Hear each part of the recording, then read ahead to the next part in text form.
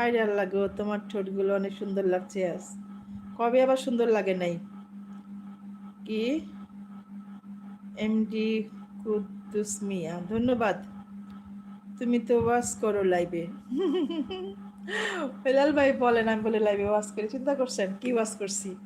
আমার যদি কেউ কয় নামাজ পড়ছো নাকি, আর ভাই নামাজ তো বড় কথা না, নামাজের ছাড়াও কিন্তু আমাদের মুসলিমদের অনেক সুন্নত ফরজ রয়ে গেছে। হ্যাঁ, সারাদিন আমার কি সারাদিন তসবিহ জপতে হয়? নো।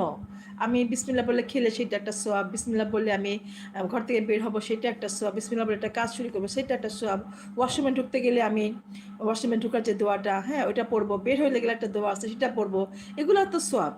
আমি এটা বললে কি আমার ওয়াজ হয়ে গেল? হ্যাঁ, তুমি খোঁচা মারতেছো আমার আবারও। হেলাল ভাই,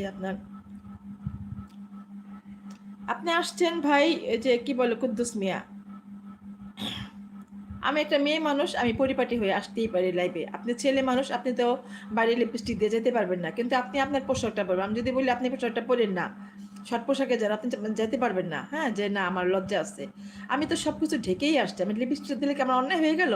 আপনি আমার লিখছেন আমার ঠোঁটটা, আপনি ভালো চোখে দেখেন তাহলে তো হইলো।